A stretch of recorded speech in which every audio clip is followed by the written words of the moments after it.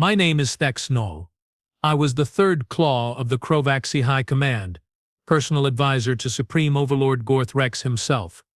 I witnessed the fall. I survived it. Barely. The day it happened started like any other day of glorious conquest.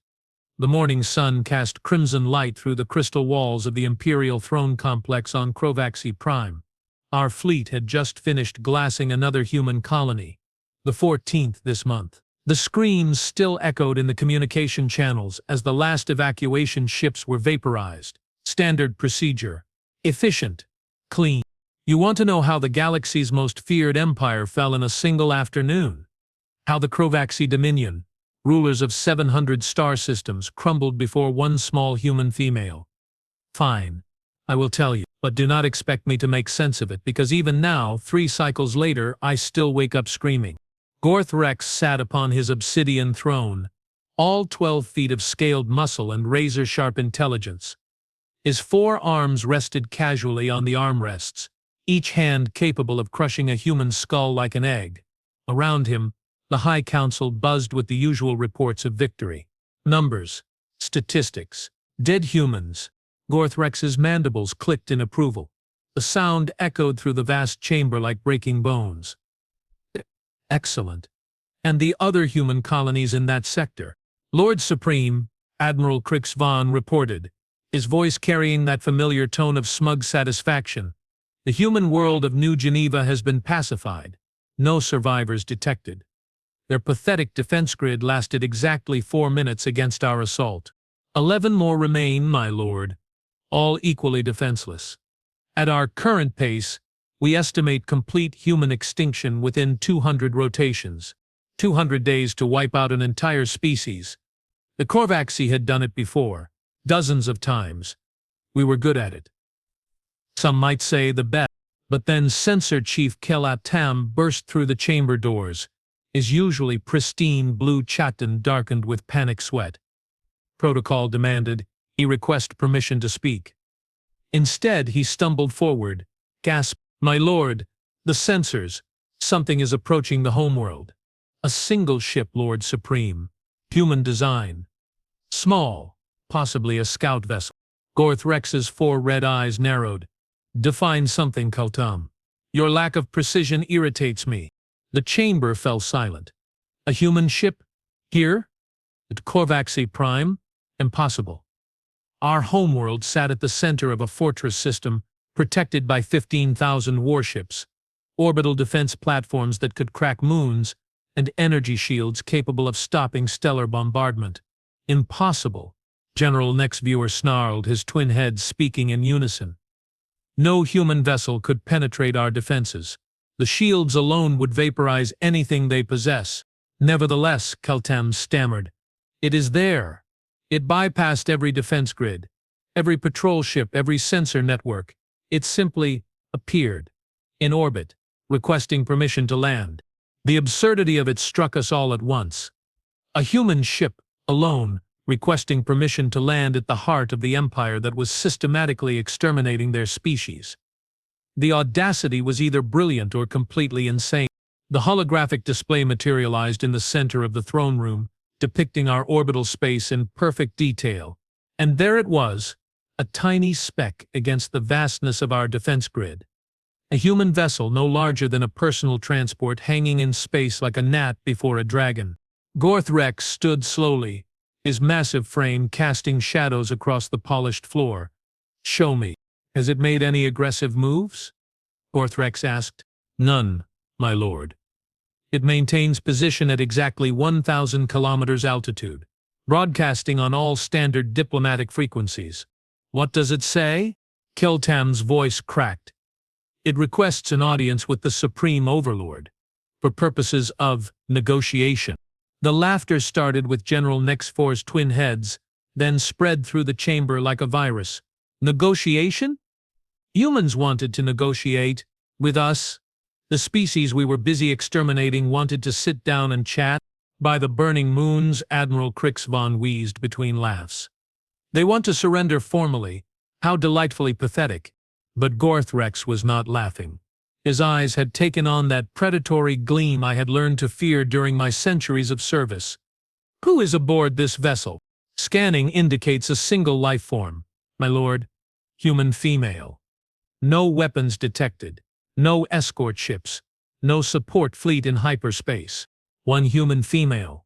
Gothrex tasted the words like fine wine. One small, soft pink creature wants to negotiate with the Krovaxi Dominion. How? Education. I should have felt the same amusement as the others. Should have joined their laughter. Instead, something cold crawled up my spine. In all my years serving the Dominion, I had learned to trust my instincts. And right now, every instinct I possessed was screaming danger. My lord, I ventured carefully, perhaps we should simply destroy the vessel. Why waste time with human theatrics? Gothrex turned those 4 burning eyes on me. Because my faithful Thexanol, this presents an opportunity. Think of the propaganda value. The supreme overlord of the Krovaxi Dominion, receiving the desperate pleas of the last human diplomat. The galaxy will witness their final pathetic attempt at survival before we finish what we started. The logic was sound. Twisted but sound. The recording of this negotiation would be broadcast across every system we controlled. A final demonstration of human weakness before their extinction. My lord, Coltam hesitated. Security protocols recommend. Grant landing permission. Gothrex commanded. Escort the vessel to landing bay 7. Full ceremonial guard. I want every detail recorded. Are you suggesting that one small human female poses a threat to the Krovaxi Dominion? Gothrex's voice dropped to a whisper that somehow carried more menace than a roar. No, my lord. Of course not. Then see to it. As the human ship descended toward our world, I found myself studying the tactical displays with growing unease. The vessel's approach was perfect. Too perfect. It avoided every sensor blind spot, navigated every defense grid checkpoint with mathematical precision, and landed exactly where directed without a single course correction. Either this human was the greatest pilot in the galaxy, or she knew our defense systems better than we did. The ceremonial guard assembled in Landing Bay 7 represented the finest warriors the Dominion could produce. 300 Krovaxi elite, each standing 8 feet tall, armed with plasma rifles and wearing full battle armor. Overkill for one small human, but the propaganda value was immense.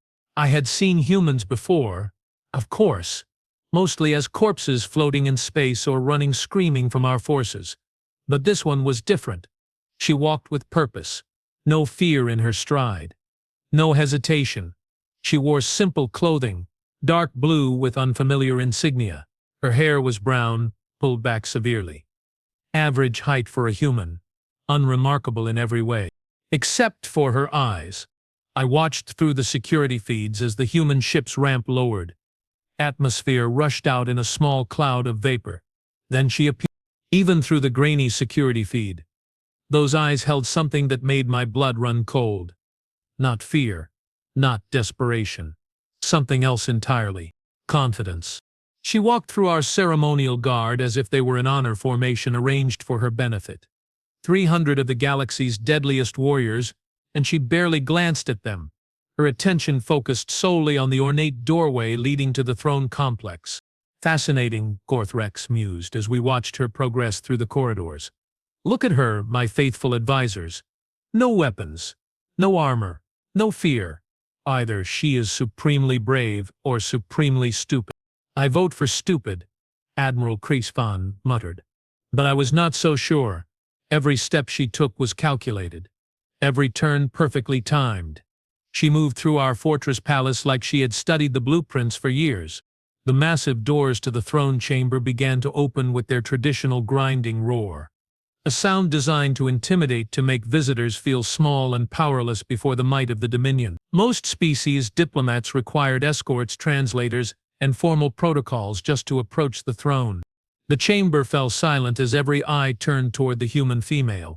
She stood at the threshold for exactly 3 seconds, surveying the room with clinical precision.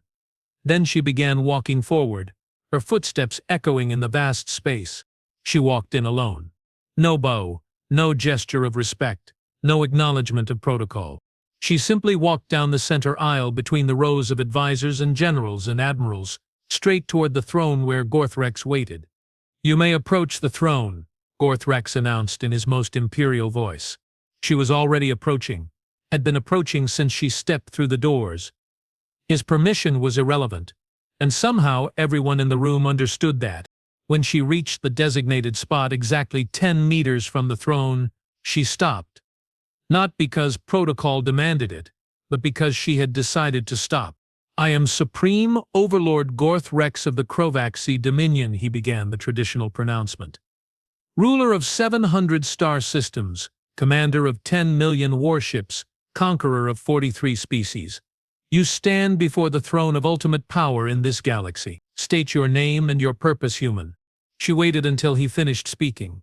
Then in a voice that carried clearly through the chamber despite its conversational tone, she said, "Hello, Gorth. I am Captain Elena Vasquez of the Human Defense Corps. I have come to discuss terms." The casual use of his name without title or honor hit the chamber like a physical blow. Gorth Rex's mandibles clicked rapidly, a sign of extreme agitation. Several generals reached for their weapons. Captain Vasquez turned her attention to the general with the same clinical assessment she had given the room. "And you will address the Supreme Overlord with proper respect," General Next Viewer snarled, both heads speaking in threatening harmony. The question was so unexpected, so completely contrary to established protocol, that Nex Vor actually stammered. I am General Nex Vor, Supreme Commander of the Krovaxi Military Forces." "Nex Vor," she repeated, as if filing the name away for future reference. "Thank you." She turned back to Gorth Rex. "Now then, about those terms." Gorth Rex's voice carried the rumble of barely contained rage. "You speak of terms. Your species is dying, human. Your worlds burn, your people scream as they are vaporized. In 200 rotations, every last human will be extinct. What possible terms could you offer?" Captain Vasquez nodded thoughtfully. "You raise an interesting point. Let me ask you something, Gorth. How long has the Krovaxi Dominion existed?" The question was so unexpected that Gorth Rex actually paused. 12,000 years we have ruled this galaxy since before your species discovered fire. 12,000 years of conquest and expansion. Very impressive." Her tone remained conversational, almost admiring. "And in all that time, how many species have come before this throne to beg for mercy?" "Hundreds," Gorth Rex replied, pride creeping into his voice. "All of them groveled, all of them pleaded, all of them died anyway." "I see." Captain Vasquez clasped her hands behind her back, a gesture that somehow made her appear more dangerous rather than less. "And how many of those species sent a single representative to negotiate?" "All of them. Standard protocol when facing inevitable defeat." "None." "No, Gorth. I asked how many sent a single representative. One ship. One person. Alone." The question hung in the air like a blade, because the answer was obvious to everyone in the room. Every other species had sent fleets of diplomats, heavy escorts, formal delegations. They had come in force, with all the pomp and ceremony they could muster, hoping to impress the Dominion with their remaining strength. Only the humans had sent one person, alone. "You begin to understand," Captain Vasquez said softly. "The interesting question is not why I am here. The interesting question is why I came alone." And that was when I realized we had made a terrible mistake. She had come to deliver an ultimatum. She had not come to surrender. The silence stretched for long seconds. Then Gorth Rex leaned forward on his throne, all four arms tensing. "Explain yourself, human." Captain Vasquez smiled. It was not a pleasant expression. "Certainly, but first I believe there are some transmissions you should see." She reached into her jacket and withdrew a small device. Every guard in the chamber tensed, weapons half drawn. But she simply placed it on the floor and stepped back. "With your permission, I would like to show you what happened to your 7th Fleet." Gorth Rex's four eyes narrowed. "The 7th Fleet is en route to destroy the human colony of New Shanghai. They are not scheduled to report for 6 hours." "They were," Captain Vasquez agreed. "Scheduled to report, I mean. Unfortunately, schedules change." She activated the device. The holographic display that materialized showed space, empty space, filled with debris. twisted metal, burning hull fragments. The unmistakable remains of Krovaxi warships, all of them. The recording continued, showing the aftermath of what could only be described as complete annihilation. No ship larger than a shuttle had survived. The debris field stretched for thousands of kilometers. The Seventh Fleet consisted of 1,200 vessels, Captain Vasquez narrated with clinical precision. Battleships, cruisers, destroyers, and support craft. They were ambushed approximately 4 hours ago while en route to New Shanghai. Impossible, Admiral Kreisvon breathed. Humans do not possess the technology to destroy an entire fleet. You are correct, Captain Vasquez replied. Humans, acting alone, do not possess such technology. The emphasis she placed on the word alone sent another chill down my spine. However, she continued, humans rarely act alone these days. Ships. Hundreds of them. But not human ships. Another activation of her device. This time the hologram showed something that made my blood freeze in my veins. Allow me to introduce the Free Galaxy Alliance, Captain Vasquez said.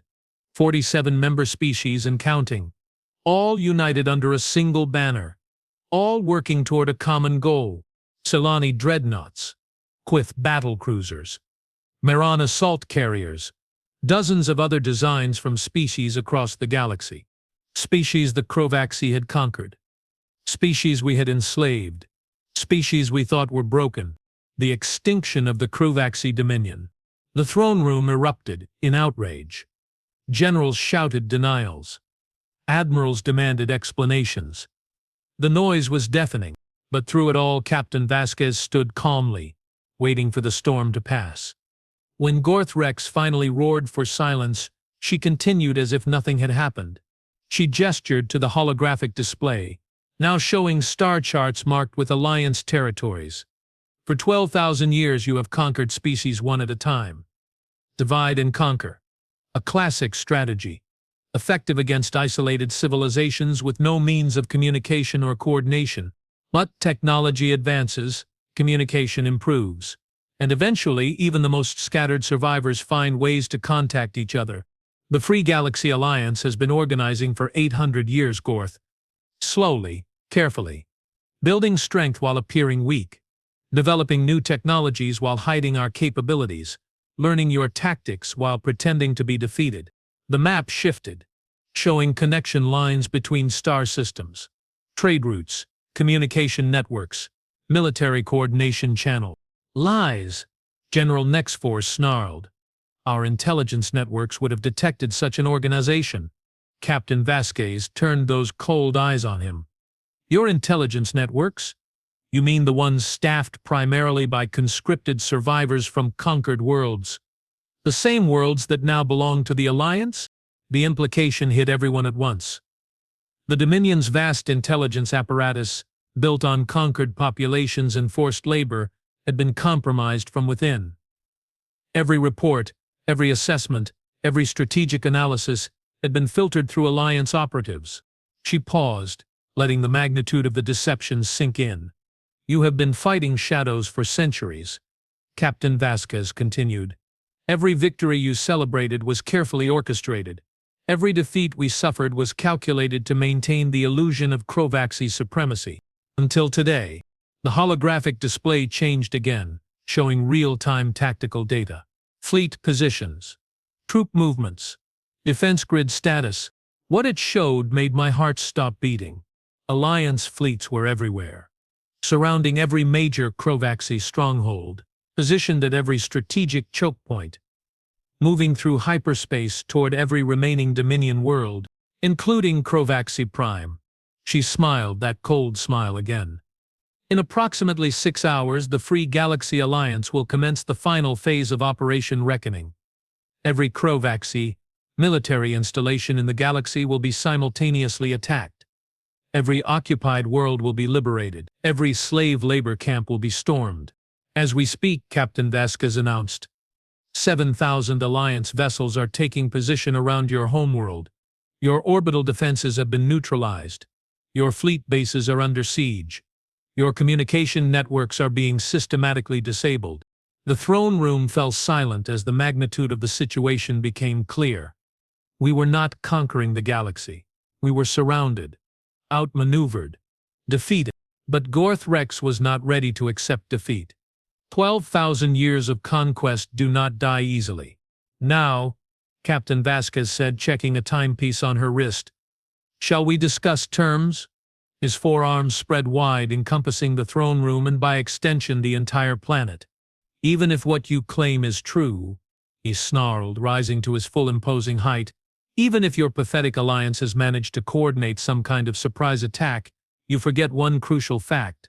You are here, alone, on Krovaxi Prime, surrounded by my personal guard, my elite forces, and the most powerful military commanders in the galaxy. Your alliance may attack our outer territories, but they cannot save you. He leaned forward, mandibles clicking with anticipation. I will broadcast your execution across the galaxy. Let your alliance watch their precious human leader die screaming. Let them see the price of defying the Krovaxi Dominion.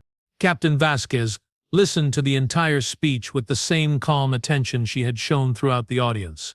When he finished, she nodded thoughtfully. That is an interesting plan, Gorth, but it contains a fundamental flaw. And what flaw is that, human? She looked directly into his four burning eyes. You assume I came here to leave. And suddenly everything made sense. The single ship, the lack of weapons, the casual confidence, the detailed knowledge of our defenses. She had come to die, but she had also come to ensure that when she died, she took the heart of the Krovaxi Dominion with her. She had not come to negotiate. She had come to deliver a message. Before anyone could react, before any of us could process the full implications of her statement, Captain Elena Vasquez reached into her jacket and withdrew what looked like a simple communication device. All Alliance forces, she said into the device, her voice carrying clearly through the now silent throne room. This is Captain Vasquez. Prometheus Protocol is authorized. Repeat, Prometheus Protocol is authorized. Then she looked up at Gorth Rex one final time. 30 seconds. And that was when the real war began. You have 30 seconds. In the history of the Krovaxi Dominion, no 30-second period had ever contained more violence, more blood, or more complete tactical reversal than what followed Captain Elena Vasquez's quiet countdown. These were the death screams of our own defensive systems turning against us. The first indication that something had gone catastrophically wrong came from the palace defense grid. Warning klaxons began wailing throughout the complex, their bone-deep vibrations designed to alert every warrior within 100 kilometers. But these were not the standard intrusion alarms we had heard countless times during drills. Sector 12 reports internal explosions. Security breach in Sector 7. Someone shouted from the communications array. Automated defenses are firing on our own troops. The armory is in lockdown. Someone has overridden the access codes. Captain Vasquez, still standing calmly in the center of the throne room, checked her timepiece again. 20 seconds. Gorth Rex spun toward the tactical displays, his forearms moving in a blur as he activated emergency protocols. But the screens showed nothing but chaos. Red warning indicators flashed across every sector of the palace complex. Internal security feeds went dark one by one. Gord units stopped responding to commands. What is happening? He roared at his cowering technicians. How are our own defenses attacking us? The maintenance crews, the technical staff, the palace support personnel. That was when Admiral Kriegsvon made the connection that should have been obvious from the beginning. His voice cracked as he spoke the words that changed everything. Every eye in the chamber turned toward him. He was staring at Captain Vasquez with dawning horror. For 200 years we have used conscripted labor from conquered worlds to maintain our installations, to service our equipment, to clean our floors and repair our systems. Our Alliance operatives, Captain Vasquez confirmed cheerfully. Every janitor, every technician, every food service worker, every maintenance engineer who has had access to this complex for the past 50 years. Gorth Rex's mandibles clicked rapidly as the implications hit him. You are saying that our own palace staff... 15 seconds. She gestured casually toward the walls around us. Did you really think we would plan the downfall of the Krovaxi Dominion without securing detailed blueprints of your most important installation? The throne room doors suddenly slammed shut with a sound like breaking thunder. Emergency lockdown procedures activated, sealing us inside the chamber. But instead of protecting us from external threats, we found ourselves trapped with the most dangerous person in the galaxy. "This is impossible," General Nexvor snarled, both heads speaking in panicked unison. Even if the maintenance staff were compromised, they could not have smuggled weapons past our scanners. Captain Vasquez smiled that terrifying smile. "Who said anything about smuggling?" She reached into her jacket again. Every guard in the room tensed, weapons trained on her small form. But instead of a weapon, she produced what looked like a standard Krovaxi maintenance tool, the kind used by technicians throughout the palace for routine repairs.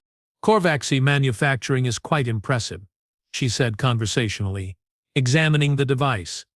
"Your maintenance equipment is built to exacting standards. Very durable, very reliable." She pressed a sequence of buttons on the tool's interface. "Also very easy to modify if you know what you are doing." The device began to emit a high-pitched whine. 10 seconds. That's when I realized what the Prometheus protocol actually was. Not an external attack. Not an invasion force. Not even a coordinated assault from orbit. It was an implosion. A systematic destruction of the Krovaxi power structure from within, using our own infrastructure, our own personnel, and our own equipment against us. 5. For 50 years, Alliance operatives working as maintenance staff had been modifying our systems, installing hidden access codes, placing remote detonators, converting routine tools into deadly weapons, building a network of sabotage so complete that they could disable our entire command structure with a single transmission. Emergency lighting bathed the throne room in hellish red. The massive chamber that had witnessed the surrender of dozens of species was about to become a battlefield. 4. Gorth Rex raised all 4 arms, power crackling between his claws as he prepared to tear the human female apart with his bare hands. 3. 2. The elite guards surrounding the chamber chambered their plasma rifles, ready to reduce Captain Vasquez to atomic particles. I found myself thinking about my family on the outer colonies. Would they survive what was coming? Would anyone by Gorth? Captain Vasquez looked directly at Gorth Rex and spoke 2 words that would echo through galactic history. 1. The explosion that followed did not come from the device in her hand. That was merely a detonator. The real destruction came from 200 separate charges that had been carefully placed throughout the palace structure over the past 5 decades. Load-bearing supports vaporized. Power conduits overloaded. Gravity generators failed. Atmospheric recycling systems reversed their flow, sucking oxygen from the chambers and replacing it with toxic gases. But the throne room itself remained intact. Captain Vasquez had planned this perfectly. The surrounding destruction would trap us inside this chamber, but it would not kill us. Not immediately. She wanted us conscious for what came next. The floor beneath our feet shuddered as secondary explosions rocked the lower levels. Through the crystal walls we could see fires spreading through the palace corridors. Krovaxi guards ran in panic as their own defensive systems hunted them like prey. She did not run. She did not beg. She did not even move. "Secure the human," Gorth Rex bellowed, but his voice was nearly drowned out by the sound of structural collapse. "Take her alive. I want answers." The elite guards moved with practiced precision, surrounding Captain Vasquez in a formation designed to prevent escape. Plasma rifles trained on her from every angle, 24 of the galaxy's deadliest warriors converging on one small human female. Instead, she spoke into her communication device again. "Perimeter teams, you are cleared to engage." The crystal walls of the throne room exploded inward. What came through those shattered walls was not an army. It was a nightmare, made manifest. Alliance strike teams, armed with weapons I had never seen before, moving with coordination that defied belief. But these were not human soldiers. They were Krovaxi, our own people, warriors who bore the scales and claws and killing instincts of the Dominion, but who wore Alliance insignia and fought with Alliance tactics. "Defectors," I whispered, my voice lost in the chaos of battle. "Liberators," Captain Vasquez corrected. "Meet the Free Krovaxi Liberation Front. Your own people who grew tired of being enslaved by the oligarchy you call government." The fighting that erupted in the throne room was unlike anything I had ever witnessed. Krovaxi fighting Krovaxi with a savagery that made our usual conquests look like training exercises. These rebels knew every weakness of our armor, every flaw in our tactics, every psychological pressure point that would break our will to fight. Plasma fire filled the air like deadly lightning. The sound of clashing blades rang off the crystal walls. Bodies fell and rose and fell again in a ballet of violence that painted the polished floors with bright blue blood. Admiral Krix von tried to reach the emergency communications array, desperate to call for reinforcements. A rebel sniper put a precision shot through his throat from across the chamber. He died clutching the transmitter, his final message a gurgle of blood and static. General Nex Vor charged into the melee with both heads roaring battle cries. His twin-bladed staff whirled through the air, cutting down 2 rebels before a third put a plasma bolt through his primary heart. He kept fighting for another 10 seconds, driven by combat stimulants and pure rage, before a blade found his secondary heart and dropped him to the floor. Captain Vasquez had not moved from her original position. She stood exactly where she had been when the fighting started, completely untouched by the violence swirling around her. Plasma bolts passed within centimeters of her body. Blades swung close enough to cut her hair. Bodies crashed to the floor at her feet. I found myself pressed against the far wall, unarmed and forgotten in the chaos. From there I had a perfect view of the most impossible thing of all. But somehow, impossibly, she remained unharmed. It was not luck. It was not accident. The rebels were protecting her with a precision that spoke of months of training. Every movement was calculated to keep her safe while eliminating every threat in the chamber. She was not a diplomat who had stumbled into a war zone. She was the center of a perfectly executed military operation. Through the smoke and blood and screaming, I watched Gorth Rex himself wade into battle. 12,000 years of conquest had not dulled his fighting skills. His forearms moved like nature itself, tearing through rebel fighters with claws that could shred starship hull plating. He killed 6 rebels before they managed to wound him, 12 before they could slow him down, 18 before he finally fell to his knees, bleeding from dozens of cuts but still swinging. The rebels did not finish him. They pulled back, leaving him kneeling in a circle of his own dead guards, gasping for breath and glaring hatred at Captain Vasquez. "You think this changes anything?" he snarled through broken mandibles. "Kill me. Kill my advisors. Destroy my palace. The Dominion is larger than any single world. My governors will rally the fleets. They will burn every alliance world to ash and glass." Captain Vasquez finally moved. She walked slowly across the blood-soaked throne room, stepping carefully around the bodies of the fallen. When she reached Gorth Rex, she knelt down to look him in his 4 dying eyes. "Your governors?" she said gently. "Oh, Gorth, you still do not understand." She activated her communication device one more time. "Control, please. Provide Supreme Overlord Gorth Rex with an update on fleet operations." The holographic display materialized above the device, showing real-time tactical information from across the galaxy. What it revealed was the complete and total collapse of the Krovaxi Dominion. Every major fleet base was under attack. Every strategic choke point was controlled by Alliance forces. Every communication relay had been captured or destroyed. But worse than that, far worse, was the pattern of the attacks. They were not external assaults by Alliance fleets. On world after world and system after system, Krovaxi populations were rising against their own leadership, not conquered aliens fighting for freedom, but Krovaxi citizens themselves, finally rejecting the endless cycle of conquest and genocide that had defined their civilization for 12 millennia. "Impossible," Gorth Rex whispered. "My people would never—" They were internal rebellions. "Your people are tired, Gorth," Captain Vasquez said quietly. "Tired of war. Tired of fear. Tired of living in an empire that exists only to create more war and more fear. The Free Krovaxi Liberation Front has been organizing for 300 years, Captain Vasquez explained. Not just soldiers and rebels, but ordinary citizens who wanted something better than eternal war. Teachers who were tired of training children for slaughter. Engineers who were tired of building machines for genocide. Farmers who were tired of growing food for an army that brought nothing but death. The display zoomed in on specific battles. On Krovaxi secondary worlds, I watched civilian populations overwhelm military garrisons. In the outer territories, entire fleets were surrendering to Alliance forces without firing a shot. At the great shipyards of Nexus Prime, workers were sabotaging their own vessels rather than see them used for conquest. 3 days ago, when the final phase began, we sent a simple message to every Krovaxi world. The choice is yours.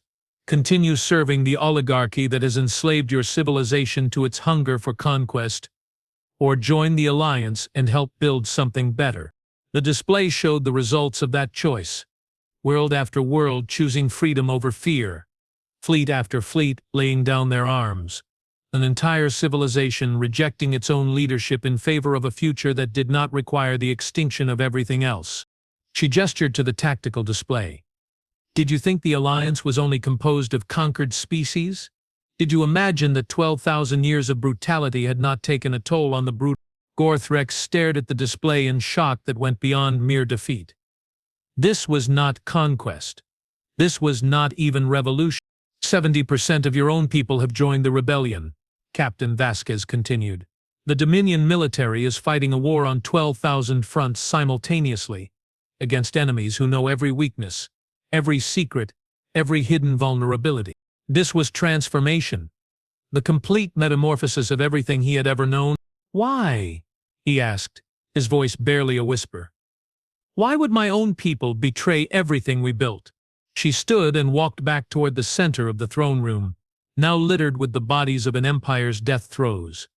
Captain Vasquez studied his face for a long moment before answering. Because you built nothing, Gorth. You conquered, you destroyed, you consumed. But you never built anything worth preserving. The Alliance is not about conquest. It is about construction, not about taking what others have built, but about building something together that none of us could achieve alone. The rebel forces were already moving through the palace complex, securing key areas and establishing communication networks. Through the shattered walls, I could see Alliance shuttles landing in the courtyard, disgorging teams of engineers and medical personnel. Not conquerors. Builders. The Krovaxi Dominion officially ceased to exist 17 minutes ago, Captain Vasquez announced to the blood-soaked throne room. The Free Galaxy Alliance now claims sovereignty over all former Dominion territories, effective immediately. She paused, checking her timepiece once more. In approximately 4 hours, Alliance construction teams will begin converting your military installations into hospitals, schools, and manufacturing centers. Your warships will be retrofitted for exploration and scientific research. Your weapons factories will be retooled to produce agricultural equipment and medical supplies. And the surviving Krovaxi leadership? I found myself asking, though I was not sure I wanted to know the answer. Then you will be treated exactly the way you treated the species you conquered, she replied simply, with complete and utter extermination. And if we refuse both options, Captain Vasquez turned those cold blue eyes on me. We'll be given the same choice as everyone else. Join the Alliance and help build a better galaxy, or spend the rest of their lives in comfortable exile on a colony world far from any strategic importance. The threat hung in the air like a blade, but it was not delivered with malice or anger. It was simply a statement of fact. The same casual certainty with which one might describe the weather or the time of day. However, she continued, I hope you will choose differently. The Alliance has need of experienced administrators, logistics specialists, and strategic planners. The galaxy is large, and there is much work to be done. She gestured toward the tactical display, now showing Alliance fleets moving through former Dominion space. We are not interested in ruling through fear. We have no desire to repeat the mistakes that brought the Krovaxi Empire to this moment. Around us, the rebels were finishing their sweep of the throne complex. Bodies were being removed. Wounded were receiving medical attention. Communication equipment was being installed. The transformation from seat of Galactic tyranny to Alliance Command Center was happening with mechanical efficiency. But I found myself staring at Captain Elena Vasquez, trying to understand how one small human female had orchestrated the fall of a 12,000-year-old empire. But make no mistake, her voice hardened. The age of conquest is over. The age of cooperation has begun. And anyone who attempts to return to the old ways will discover exactly how ruthless builders can be when someone threatens their construction project. How? I asked finally. How did you plan all of this? How did you coordinate millions of people across thousands of worlds without us detecting it? The same way every successful revolution has ever been conducted, she said. One conversation at a time. She smiled, and for the first time since she had entered the throne room, the expression seemed genuinely warm. She walked over to where Gorthrex knelt bleeding among his dead guards. But fear is not a tool for control. Fear is a tool for motivation. And after 12,000 years of conquest, you had motivated the entire galaxy to find a way to destroy you. You see, Vexnel, she continued, using my name with the casual familiarity of an old friend. The Krovaxi Dominion made one critical error in its approach to conquest. You assumed that fear was a tool for controlling populations. The holographic display shifted, showing not tactical information but something far more profound. Communication networks spanning the galaxy, trade routes that connected isolated worlds, cultural exchange programs that had built understanding between species that had never met face to face. The Alliance did not begin as a military organization, Captain Vasquez explained. It began as a collection of refugees and survivors who wanted to preserve what they could of their cultures and civilizations. They started sharing stories, then sharing technology, then sharing hope. The display zoomed in on specific examples. Zelani artists teaching human children traditional songs, Queth engineers collaborating with Miran scientists on agricultural projects, former enemies working together to solve problems that none of them could address alone. Over 8 centuries, these connections grew into something unprecedented in galactic history. Not an empire built on conquest, but a civilization built on cooperation. She gestured to the rebel forces, now securing the palace complex. When the time came to act, we did not need to coordinate millions of strangers. We were coordinating millions of friends, and that was when I finally understood the true magnitude of what had happened. The Krovaxi Dominion had not been defeated by superior military force. It had been defeated by superior social organization. The Alliance had built something the Dominion could never understand. A civilization where people fought not because they were forced to, but because they chose to. The Free Galaxy Alliance now encompasses 47 species across 8,000 star systems, Captain Vasquez announced. But more importantly, it encompasses the principle that cooperation produces better outcomes than conquest. The tactical display updated again, showing Alliance fleets securing the last Krovaxi strongholds throughout the galaxy. The few remaining Dominion forces were laying down their arms rather than face impossible odds. The transformation was complete. She looked around the ruined throne room one final time. This chamber has witnessed the surrender of dozens of civilizations. Today it witnesses the surrender of tyranny itself. But as I watched the birth of this new galactic order, I could not shake the feeling that we were witnessing only the beginning of something far larger than any of us could imagine. She had come to announce the birth of a civilization. Captain Elena Vasquez had not come to the throne room to destroy an empire. 3 months later, I stood in the same chamber where the Krovaxi Dominion had died. But calling it the same chamber was like calling a butterfly the same creature as the caterpillar it had once been. The blood had been cleaned away, of course. The crystal walls had been repaired and reinforced. The throne itself had been removed, replaced by a circular conference table surrounded by chairs designed to accommodate dozens of different species. Where once stood the seat of galactic tyranny, now sat the governing council of the Free Galaxy Alliance. And somewhere in the back of my mind, a small voice whispered that this was exactly what humanity had been planning all along. The irony was not lost on me. Ixnuslau, former third claw of the Krovaxi High Command, now served as Director of Transition Services for the Alliance. My job was to help former Dominion worlds adapt to their new reality, to teach conquest-based societies how to function as cooperation-based civilizations. And I was a member of that council. It was harder than it sounded. The Gorzon sector is requesting additional agricultural specialists. I reported to the assembled council. Their transition from military production to food cultivation is proceeding, but they lack the expertise to optimize their crop yields. Council member Zura Beth, a human agricultural engineer, made notes on her tablet. We can deploy a mixed team from the Terran Agricultural Corps and the Maran Botanical Institute. They should arrive within 2 weeks. Sitting beside her, Council member Krix Tam, a Krovaxi who had joined the rebellion early, nodded approval. The Gorzans are proud people. Having fellow Krovaxi involved in the assistance mission will help them accept the aid without feeling conquered. It should not have worked. By every principle of galactic politics I had learned during my centuries of service, cooperation on this scale was impossible. Too many competing interests. Too many historical grievances. Too many fundamental differences in biology, psychology, and culture. I watched this exchange with the same fascination I had felt every day since joining the Alliance. Former enemies working together to solve problems. Former rivals sharing resources and expertise. Former conquerors and conquered sitting at the same table as equals. And yet somehow it did work. 6 weeks for the first convoy, Elena replied. We estimate we can begin returning displaced populations to their homeworlds within 4 months.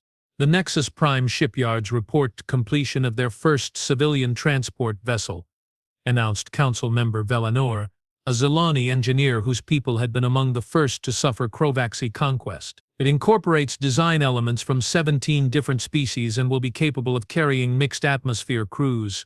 Captain Elena Vasquez, now serving as Alliance Coordination Director, smiled with obvious satisfaction. Outstanding. How long until we can begin the refugee resettlement operations? But not everyone was adapting well to the new order. 4 months to begin reversing 12,000 years of forced displacement. It was an ambitious timeline, made possible only by the unprecedented level of cooperation the Alliance had achieved. We have received another protest from the Krovaxi traditionalist movement, I reported with some reluctance. They claim that converting our military academies into civilian universities represents the destruction of Krovaxi culture. Approximately 40,000 across 12 worlds, I replied. Down from 60,000 last month. The chamber fell silent. This was a recurring problem, and one that struck at the heart of the Alliance's greatest challenge. How do you transform a civilization built on conquest without destroying the people who lived within that civilization? How many adherents do they claim? Captain Vasquez asked. And their leadership? I hesitated before answering. Former Supreme Overlord Gorth Rex remains their primary figurehead. Another silence. Gorth Rex had survived his injuries from the throne room battle. Though he would never again possess the physical prowess that had made him such a formidable warrior, the Alliance had offered him the same choice given to all former Dominion leadership: cooperation, exile, or elimination. He had chosen a fourth option: resistance. And what does the intelligence assessment say about their actual influence? Captain Vasquez continued. Not military resistance. The traditionalist movement possessed no weapons, no ships, no ability to threaten Alliance operations. Their resistance was purely political, a constant campaign of speeches, protests, and propaganda designed to convince Krovaxi populations that the Alliance represented cultural extinction. Minimal and declining, I admitted. Most Krovaxes seem more interested in the new educational opportunities and civilian career paths than in returning to military conquest. But, she prompted, sensing my hesitation. But Gorth Rex remains a powerful speaker. His arguments about cultural preservation resonate with some segments of the population. He claims that by abandoning our military traditions, we are abandoning what makes us Krovaxi. The question hit me like a physical blow. 3 months ago, I would have answered without hesitation. Of course, the Alliance was destroying Krovaxi culture. We were a warrior people. Conquest was our nature. Our entire civilization had been built around the principle that the strong take from the weak. Council member Drix Maul, another former Krovaxi general who had joined the Alliance, leaned forward. And what do you think, Tex Null? Do you believe the Alliance is destroying Krovaxi culture? But 3 months of working within the Alliance had given me a different perspective.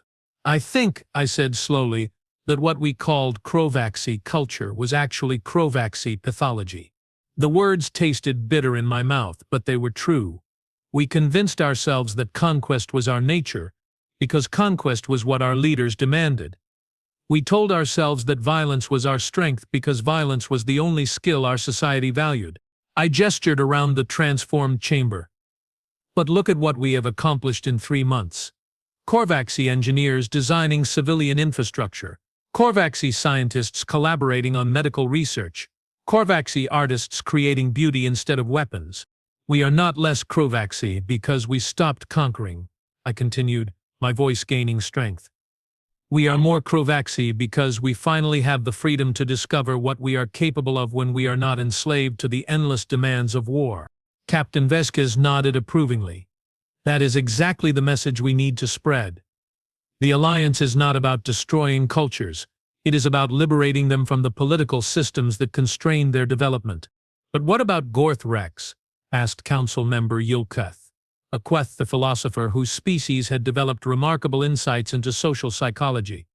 His influence may be declining, but he remains a symbol of the old order. As long as he continues to speak against the Alliance, he will attract followers who are uncomfortable with change. I have an idea, Captain Vasquez said quietly. But it will require a volunteer for a very dangerous mission. The question hung in the air like a challenge. Gorth Rex represented everything the Alliance opposed. Autocracy, militarism, the belief that might makes right. But he also represented the fears and uncertainties of millions of people struggling to adapt to a fundamentally different way of life. Every eye in the chamber turned toward her. In the 3 months since the revolution, we had all learned to pay attention when Elena Vasquez described something as dangerous. What kind of mission? I asked. Though I suspected I already knew the answer. She smiled that familiar, terrifying smile.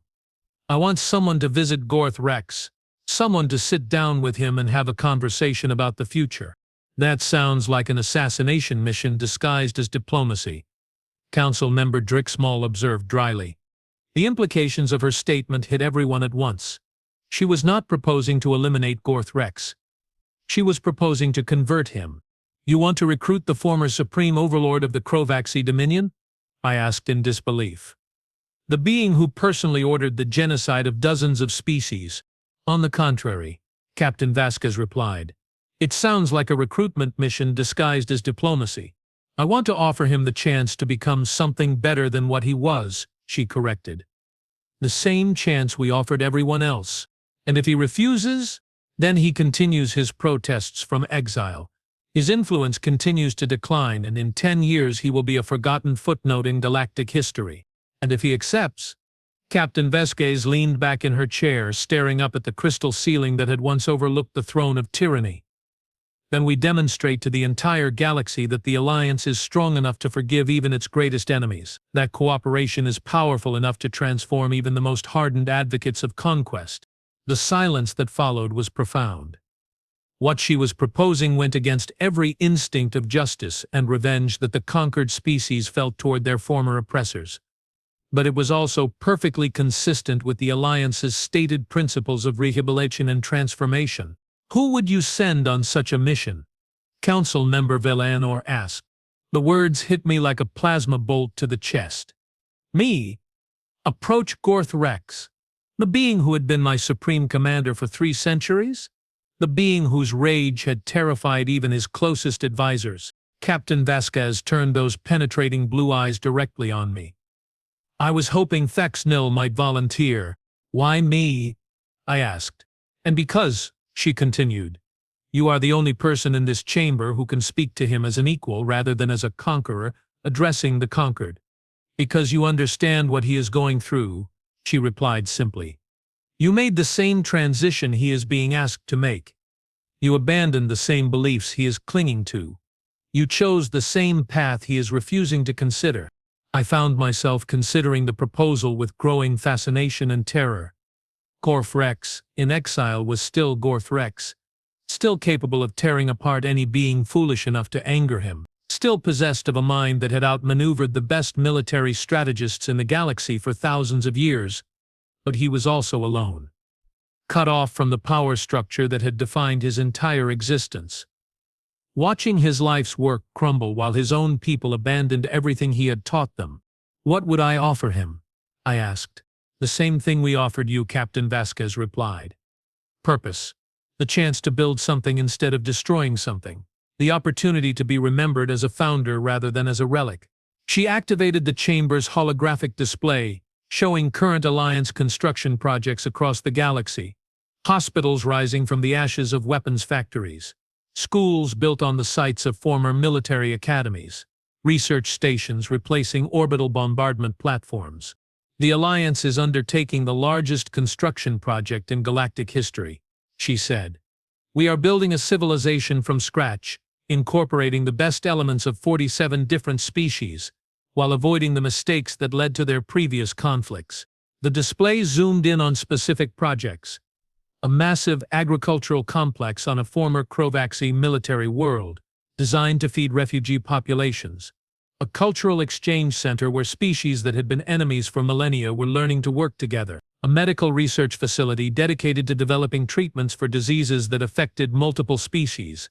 I stared at the display, trying to envision the former supreme overlord of the Krovaxi Dominion working on humanitarian projects.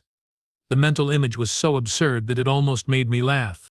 Gorth Rex spent 12,000 years perfecting the art of destruction, Captain Vasquez continued. Imagine what he could accomplish if he dedicated that same intelligence and determination to the art of construction. Almost. You really think he could change? I asked.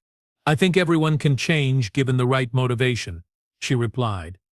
And I think Gorth Rex is facing the strongest possible motivation, irrelevance. She was right. Of course, Gorth Rex could continue his protests for decades, but every day that passed made them less important. The galaxy was moving forward without him. His former empire was transforming into something unrecognizable. His own people were discovering lives beyond conquest. He could spend the rest of his existence raging against a future he could not stop, or he could find a way to be part of that future. What if he tries to kill me? I asked. Captain Vasquez shrugged. Then he proves that he is exactly the monster his enemies claim he is, and the Alliance will treat him accordingly. And what if he listens? Then we find out whether the galaxy's greatest destroyer can become its greatest builder. Are you certain? Council member Crixtam asked. This is not just dangerous for you personally. If the mission fails, it could undermine Alliance credibility throughout Krovaxi space. And if it succeeds, I countered. I found myself nodding before I had consciously made the decision. I will do it, Captain Vasquez smiled. If it succeeds, we demonstrate that the Alliance is exactly what we claim to be, a civilization based on the principle that cooperation produces better outcomes than conquest. 2 weeks later, I found myself standing outside a modest dwelling on the colony world of Haven 7, 300 light-years from any strategic importance. The house was small, simple, built from local materials according to standard colonial patterns. Nothing about it suggested that it housed the former ruler of a galactic empire, except for the 4 guards stationed discreetly around the perimeter, not Alliance guards. Krovaxi, traditionalists who had followed Gorth Rex into exile. Gorth Rex stood in the doorway, and I was shocked by how much he had changed. The massive frame was still imposing but somehow diminished. The forearms still possessed their deadly grace, but they moved with the careful deliberation of age. The 4 red eyes still burned with intelligence, but the fire had been banked to embers. I approached the front door with the same mixture of confidence and terror that Captain Vasquez had displayed when walking into the throne room. The door opened before I could knock. "No," he said, his voice carrying no surprise. "I wondered when they would send you." "May I come in?" I asked. He stepped aside without comment, gesturing me into a sitting room that was spartanly furnished, but surprisingly comfortable. We sat across from each other in chairs that had been designed for Krovaxi physiology, a small reminder of the culture we both had left behind. "So," he said after a long moment of silence, "the Alliance believes you can convince me to join their grand experiment in galactic cooperation. The Alliance believes you deserve the chance to choose your own future." I replied carefully. "And what do you believe, my faithful Thexnol?" The question caught me off guard.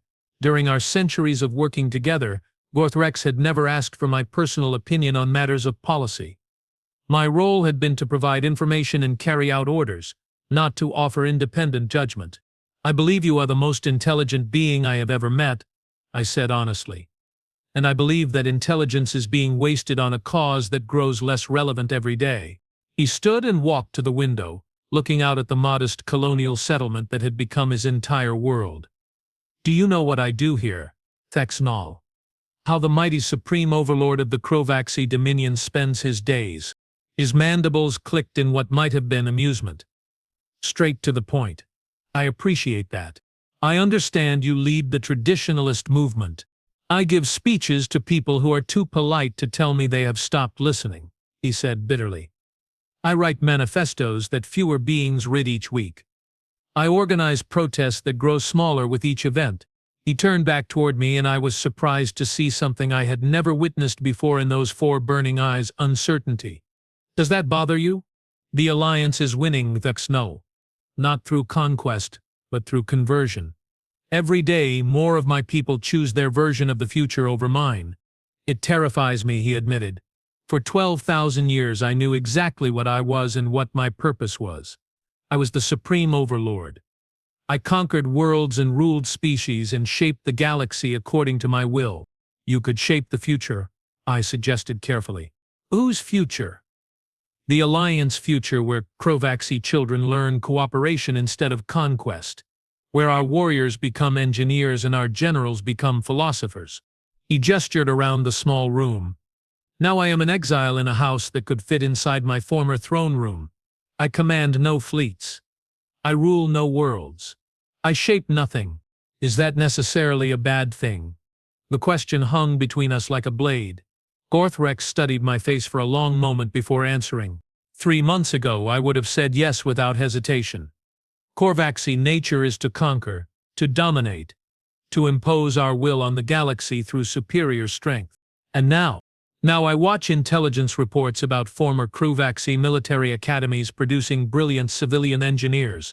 I read about former weapons manufacturers developing medical equipment. I see statistical analyses showing Krovaxi populations reporting higher satisfaction levels than at any point in recorded history.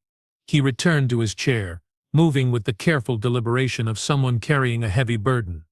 Either the Alliance has somehow brainwashed my entire species, or what we called Krovaxi nature was actually just Krovaxi conditioning. What do you think? I think, he said slowly, that I spent 12,000 years convincing my people that conquest was their nature because conquest was what I needed them to believe. The admission hung in the air between us like a confession. Gorthrex, supreme overlord of the Krovaxi Dominion, acknowledged that his entire civilization had been built on a lie. But if that is true, he continued, then what am I? If conquest was not our nature, if domination was not our destiny, then what was the point of everything I built? Maybe the point was to create the conditions that would eventually lead to something better, I suggested. He looked at me sharply. Explain. You are saying the Dominion was necessary. The Alliance could not have existed without the Dominion, I said, working through the logic as I spoke. Without 12,000 years of conquest, the galaxy would still be fractured into isolated species with no common language, no shared experiences, no reason to cooperate. I am saying the Dominion was the thesis. The Alliance is the antithesis, and what comes next will be the synthesis. Gorthrex leaned back in his chair, his four eyes reflecting the light from the window. You have been talking to Alliance philosophers. I have been learning from Alliance philosophers, I corrected. The same way I learned from you for 3 centuries. And what have you learned? That building is harder than destroying, but the results last longer. That collaboration produces outcomes no individual could achieve alone. That the galaxy is large enough for everyone to find their place. I paused, gathering the courage to speak the words that had brought me across 300 light-years of space. And that the Alliance needs leaders who understand both destruction and construction. People who know how to prevent the mistakes of the past while building toward the future. You want me to join the Alliance. And what makes you think I have any talent for creation? I want you to consider what you could accomplish if you applied your intelligence to creation instead of conquest. Those are skills for conquest. I smiled, remembering Captain Vasquez's confidence in the face of impossible odds. Because you created the largest, most stable empire in galactic history. Because you coordinated the activities of millions of people across thousands of worlds. Because you understood logistics, and strategy and psychology well enough to conquer species that had been free for millions of years. Those are skills for organization, and the Alliance is undertaking the largest organizational challenge in galactic history. 47 species working together across 8,000 star systems. Millions of refugees being resettled. Thousands of former military installations being converted to civilian use. Entire economies being transformed from conquest-based to cooperation-based. I activated a portable holographic display, showing him the same construction projects Captain Vasquez had shown the Council. But this time I focused on the scale and complexity of the coordination required. The display zoomed in on specific challenges.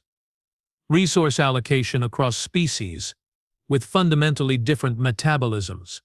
Communication protocols for beings who thought in completely different patterns. Cultural integration programs for civilizations that had been enemies for millennia. Gorthrex studied the displays with the same intense focus he had once brought to military campaigns. I could see his mind working, analyzing the problems, identifying the bottlenecks, recognizing the elegant solutions. The logistical complexity makes coordinating the Dominion military look simple. I continued. And the Alliance is doing it all through voluntary cooperation rather than enforced compliance. The resource allocation algorithms are inefficient, he said finally. They are prioritizing political considerations over logistical optimization. Can you design better ones? Of course, but the Alliance would never accept recommendations from the former Supreme Overlord of the Krovaxi Dominion. They would accept recommendations from Gorthrex, Director of Interspecies Logistics Coordination. He looked at me sharply. You are offering me a position? I am offering you the chance to earn a position, the same chance everyone gets in the Alliance. And if I refuse, then you help build something that could last for millions of years instead of thousands. Then you continue giving speeches to empty halls while the galaxy moves forward without you. And if I accept, Gorthrex stood and walked to the window again, staring out at the colonial settlement that had become his world. In the distance I could see Alliance construction crews working on a new hospital complex. Former enemies working side by side to create something that would benefit everyone. The Alliance showed you what you could build if you were not constrained by the demands of conquest, I replied. The Alliance destroyed everything I spent my life building, he said quietly. You really believe that? I know that, because I lived it. 3 months ago, I was third claw of the Krovaxi High Command, dedicated to maintaining an empire built on fear and violence. Today I am Director of Transition Services for the Free Galaxy Alliance, dedicated to helping people build better lives. And you prefer your new role? I thought about the question seriously before answering. I prefer being proud of what I accomplish rather than ashamed of what I destroy. Gorthrex turned from the window, and for the first time since I had known him, his expression showed something I had never seen before: hope. If I were to consider this offer, he said carefully, what would be expected of me? And the past, the species I conquered, the worlds I destroyed, the same thing that is expected of everyone in the Alliance. Contribute your best efforts to the common good, respect the rights and dignity of all species, and help build a future where cooperation produces better outcomes than conquest. The past cannot be changed, but the future can be shaped by the choices we make today. I stood preparing to leave. I had delivered the message, made the offer. The decision was his to make. 6 weeks later, I stood once again in the transformed throne room, now serving as the Alliance Council chamber. But this time I was not alone at the curved table where Krovaxi advisors traditionally sat. Think about it, I said, and remember that the greatest leaders in galactic history are not remembered for what they conquered, but for what they built. Former Supreme Overlord Gorthrex, now Director of Interspecies Logistics Coordination for the Free Galaxy Alliance. His first project had been to redesign the resource allocation systems for refugee resettlement operations. His optimized algorithms had increased efficiency by 40% and reduced processing time by half. Millions of displaced beings would reach their new homes months ahead of schedule. Beside me sat a new council member. The being who had once ruled the galaxy through fear and violence, now dedicated to building a civilization based on cooperation and mutual respect. His third project was still classified, but I had heard rumors that it involved designing defensive systems for Alliance territory, not weapons for conquest, but shields for protection. The ultimate warrior, applying his knowledge of destruction to the art of preservation. His second project had been to develop communication protocols for coordinating construction efforts across species with fundamentally different cognitive patterns. The resulting system was already being implemented throughout Alliance space. The transition statistics for this quarter show remarkable progress, Captain Vasquez reported to the assembled council. Former Dominion worlds are exceeding their cooperation benchmarks by an average of 20%. Voluntary compliance with Alliance protocols has reached 93%. And the traditionalist movement? Asked Council Member Velanor. Captain Vasquez nodded with satisfaction. Outstanding. And how are our newest council members' projects progressing? Essentially dissolved, I replied. When Gorthrex joined the Alliance, most of his followers decided to give cooperation a chance. The few remaining holdouts are too small to represent a significant influence. Gorthrex activated his personal display, showing logistics networks that spanned the galaxy. The complexity was staggering, but the efficiency was undeniable.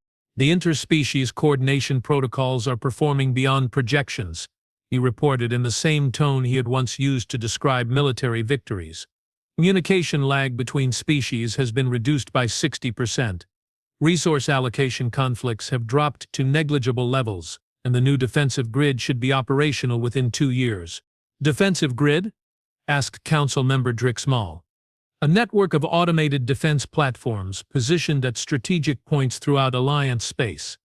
Gorthrex explained. Not for conquest, but for protection. The goal is to create a defensive umbrella strong enough to deter any future attempts at empire building. The irony was perfect. The being who had built the galaxy's greatest conquering force was now designing the systems that would prevent anyone from following his example. The preliminary projections suggest that any attempt to recreate something like the Krovaxi Dominion would face impossible odds, he continued. The defensive grid would give Alliance worlds time to coordinate their response, while the communication networks would prevent the isolation tactics that made conquest possible. You are building a system to prevent future Gorthrexes, observed Captain Vasquez with obvious amusement. As I listened to the former Supreme Overlord describe his plans to prevent future tyranny, I found myself thinking about the path that had brought us to this moment. Captain Elena Vasquez, walking alone into the throne room of the galaxy's greatest empire. The Free Galaxy Alliance built on the principle that cooperation produces better outcomes than conquest. The transformation of an entire civilization from destroyers to builders. I am building a system to prevent future empires, he corrected. No single being or species should ever again possess the power to enslave half the galaxy. And at the center of it all, the recognition that the greatest victories are not won on battlefields, but in the moments when former enemies choose to become allies. As the council members filed out of the chamber, I found myself alone with Captain Vasquez. She was standing where Gorthrex's throne had once been, looking up at the crystal ceiling that had witnessed the rise and fall of an empire. The meeting ended with the usual distribution of tasks and assignments: refugee resettlement, cultural exchange programs, scientific research collaborations, the mundane but essential work of building a civilization. Any regrets? I asked. About which part? Destroying the Krovaxi Dominion, overthrowing the established order, gambling the stability of the entire galaxy on an untested theory about cooperation. She considered the question seriously before answering. I regret the necessity of violence. I regret the deaths that could have been prevented if the transformation had begun sooner. I regret the suffering that 12,000 years of conquest inflicted on countless beings, but the revolution itself was inevitable, she said simply. The Dominion was unsustainable. Empire built on conquest always collapse eventually, because conquest requires constant expansion, and expansion has limits. She gestured around the transformed chamber. The Alliance is sustainable because cooperation creates value instead of merely redistributing it. We can grow indefinitely without requiring the subjugation of others. And if you are wrong, if cooperation fails and the galaxy fragments into chaos, Captain Vasquez smiled that familiar, terrifying smile. Then we will adapt. build something better, learn from our mistakes and try again. You make it sound simple.